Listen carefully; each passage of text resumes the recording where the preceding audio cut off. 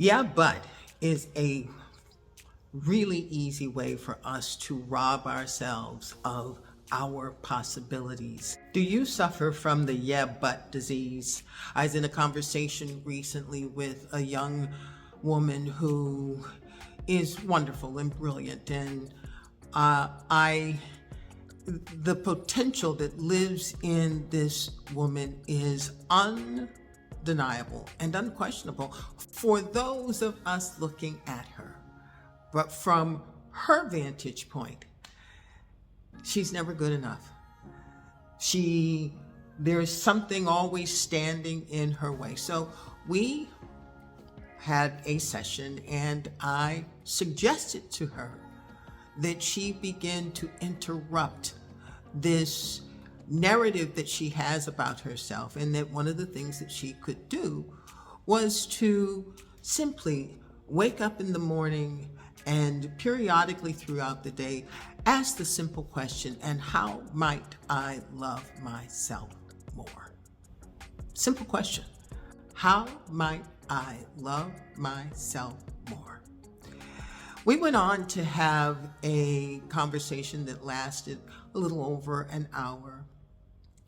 And a number of times throughout that conversation, she would bring up a scenario about why it was so difficult for her to love herself more, give herself more time.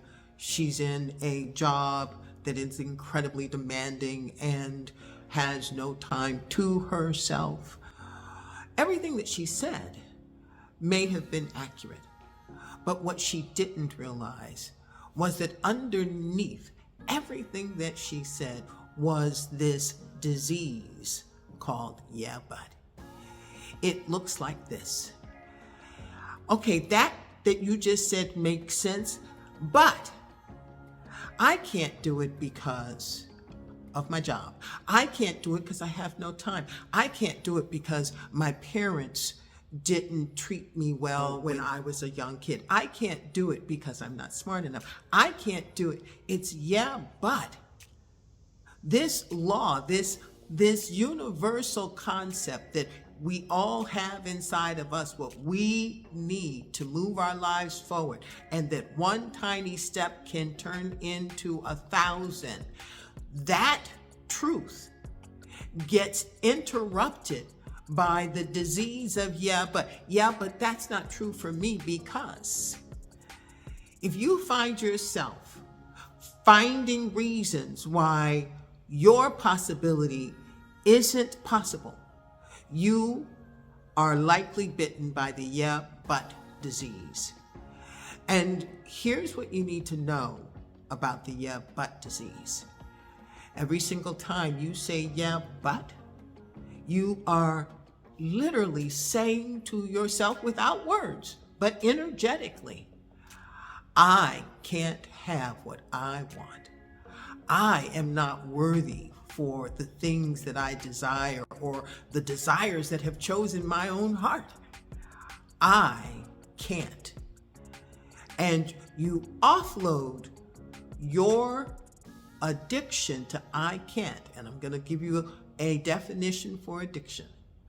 It is any behavior that we compulsively engage in that isn't for our good.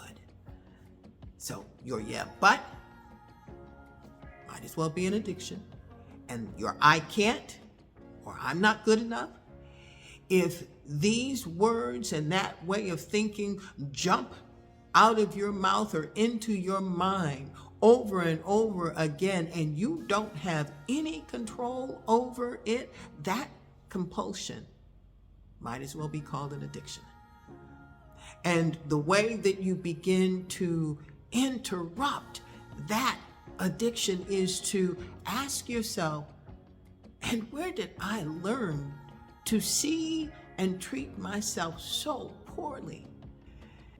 Now, I'm not suggesting that your mind figure that out. I'm suggesting that you love yourself enough to inquire in a way that may open your subconscious up so that you can consciously see your behavior and treat yourself better. The exercise that I gave my client of how might I love myself more today is an effort towards doing so.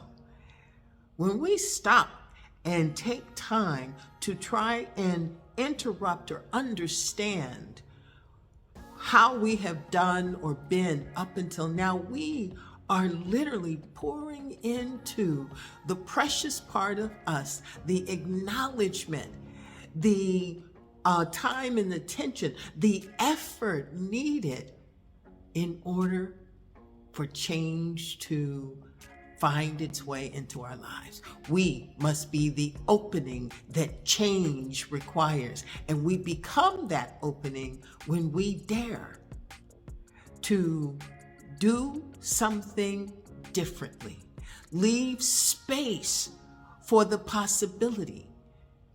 And we leave space for the possibility, and we do something differently when we interrupt our default habits. So the next time you are about to say, yeah, but, don't say it. Don't say it. And the next time you want to affirm and confirm that you can't and you're not good enough, don't say it. And when you choose to not say it, I can guarantee you that there will be inside of you energy that builds and tries to push you to just go on and say it. Just go on and say it. And if you watch yourself, you will see that energy much like an addiction. You know, when you have chosen to go on a diet and the food starts talking to you, or you are breaking your relationship with drugs and the drug starts talking to you, it pushes you. It says, go on, just do it. Just, eat that piece of candy. Just take that hit.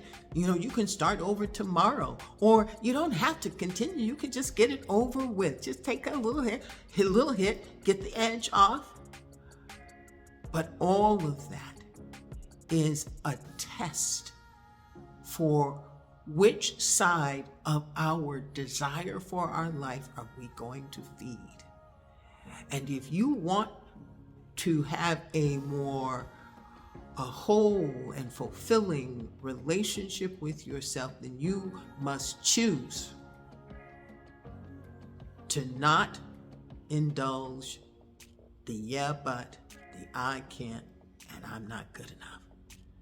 And instead, you can always default to my favorite.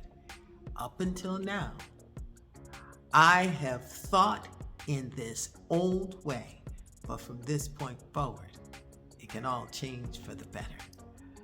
All right, I'm loving you. Our inner fitness community, I invite you to stay, join, and learn to turn wellness concepts into action. Living life well takes practice, y'all. So simply click the subscribe button to practice together, grow this conversation, and change the world. I can't wait to read your comments and hear how your life changes for the better. Thank you for subscribing. Let's thrive.